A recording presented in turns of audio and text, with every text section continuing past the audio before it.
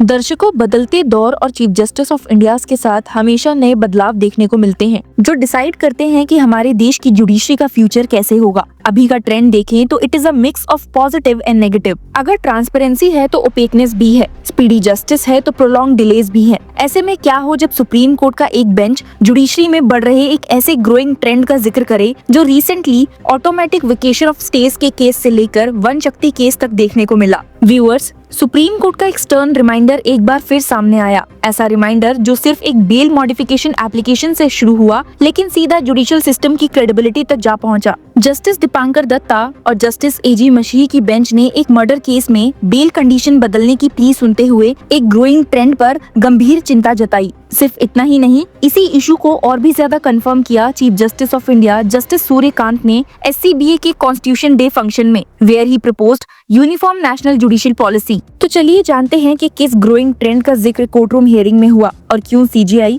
एक uniform national policy लाने के लिए पुश कर रहे हैं। व्यूअर्स, तो जैसे कि मैंने कहा कि एक बेल मॉडिफिकेशन प्ली की सुनवाई के वक्त जस्टिस दीपांकर दत्ता की बेंच ने नोट किया कि लिटिगेंट्स अपनी मर्जी के मुताबिक अलग अलग बेंचेस के सामने जाकर सुप्रीम कोर्ट के ही सेटल्ड वर्डिक्ट्स को रीओपन करवाना चाहते हैं। इसी ग्रोइंग ट्रेंड को हाईलाइट करते हुए हियरिंग के वक्त कोर्ट ने बिल्कुल सीधे शब्दों में वार्निंग दी कि ये आदत सुप्रीम कोर्ट की अथॉरिटी को अंडरमाइन कर रही है और उस कॉन्स्टिट्यूशनल फाइनलिटी को कमजोर कर रही है जो आर्टिकल 141 ने इतनी क्लियरली एस्टैब्लिश किया है। बेंच ने सिंप्लिसिटी में एक बड़ी बात बोली, जुडिशियल पावर की लेजिटिमेसी परफेक्ट करेक्टनेस में नहीं बल्कि सर्टेनिटी और फाइनलिटी में होती है। उनके वर्ड्स में, अगर हर पार्टी एक नए बेंच से बस इसीलिए एक अलग वर्डिक्ट एक्सपेक्ट करे क्योंकि बेटर व्यू आ सकता है तो एडजुडिकेशन का पर्पस मीनिंग लूज कर देता है। सुप्रीम कोर्ट ने ये तक कह दिया कि बेंच हंटिंग का ट्रेंड यानी जज कॉम्पोजिशन बदलते ही नया आउटकम ढूंढना जुडिशरी की रिस्पेक्ट को सीधा हिट करता है।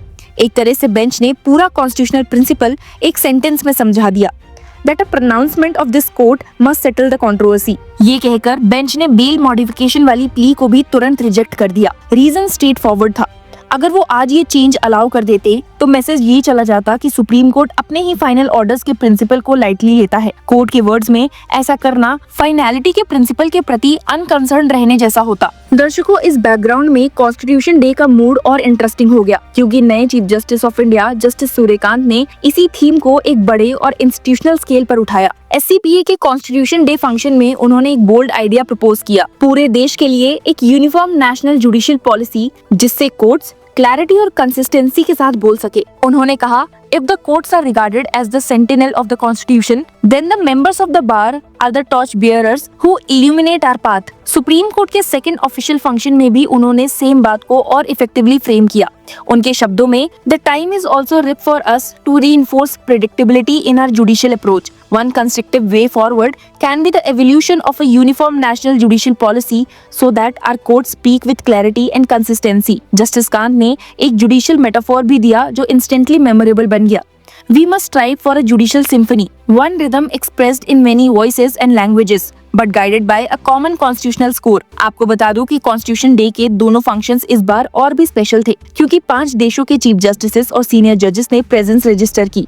भूटान, केन्या, मॉरिशस, श्रीलंका, नेपाल और मलेशिया के जजेस ने इंडियन सुप्रीम कोर्ट की प्रोसीडिंग्स लाइव देखी और अपने रिफ्लेक्शन शेयर किए। मॉरिशस चीफ जस्टिस रिहाना बीबी मुगली गुलबुल ने इंडियन जूरिस्प्रूडेंस को सैल्यूट करते हुए कहा, We are also guided by Indian courts in reading and interpreting the law। Kenya की चीफ जस्टिस मार्था के कोमी ने भी कहा, We look up to the jurisprudence and work of the Supreme Court of India। We continue to uphold the rule of law in all common law countries। Bhutan chief justice Lyonpo Norbu Tshering, जो Delhi university के campus law centre से alumni भी हैं, उन्होंने Indian legal tradition को admire करते हुए कहा, India has very high skilled, very intelligent and professional people। Your constitution has undergone 106 amendments and the basic structure remains intact। ये रिमार्क्स इस बात के टेस्टिमनी थे कि इंडियन जुडिशरी का इन्फ्लुएंस सिर्फ डोमेस्टिक लेवल तक लिमिटेड नहीं है।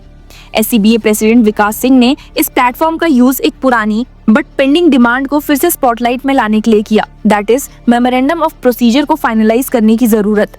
उनका एक स्ट्रॉन्ग पिच था कि फाइन कैलिबर जजेस को हायर जुडिशरी में आने का ट्रांसपेरेंट और क्रेडिबल प्रोसेस होना चाहिए। मनन कुमार मिश्रा से लेकर अटॉर्नी जनरल R वेंकटरमणी तक सबने जुडिशरी की स्टेबिलिटी और इंडिपेंडेंस का पॉइंट रीइंफोर्स किया।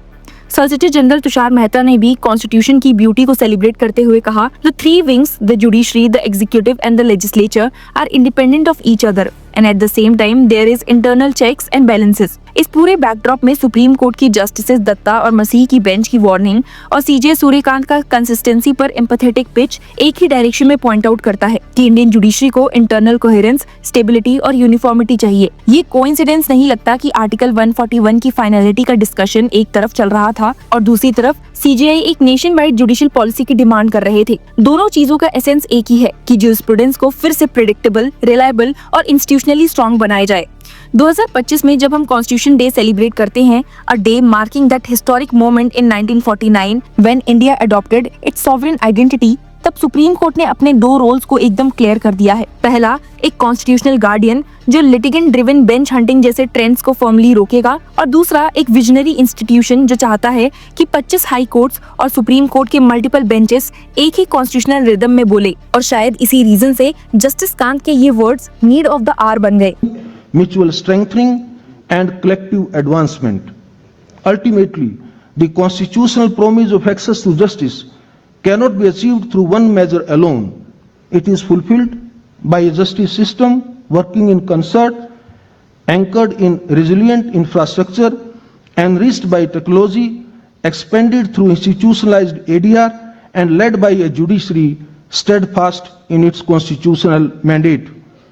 The time is also ripe for us to reinforce predictability in our judicial approach. One constructive way forward, in my opinion, can be the evolution of a uniform national judicial policy, an institutional framework that encourages coherence across jurisdictions so that our courts speak with clarity and in consistency. It is high time we minimize unpredictability and avoidable divergence that may arise simply because there are 25 high courts or multiple benches in the Supreme Court. Justice cannot resemble a set of instruments producing harmonious notes in isolation, but discordant sounds when played together. Instead, we must strive for a judicial symphony, one rhythm expressed in many voices and languages, but guided by a common constitutional score. On this historical day, we are reminded that the Constitution is not self-executing. It lives through our institutions, our citizens, and our collective determination to refine, rethink, and rebuild. As I quoted earlier, I am reminded that the framers entrusted us with a document of extraordinary breadth and imagination, believing that future generations would build a vibrant India capable of standing as a formidable presence on the global stage. Let us honor that trust. Let us continue to work of building a justice system that resonates with every individual who seeks its protection and remains faithful to the principles enshrined in our Constitution. Let us reaffirm that the Constitution gives us the strength to maintain democracy and proclamation of rights, and not only it also gives us the capacity to secure such rights. Thank you very much for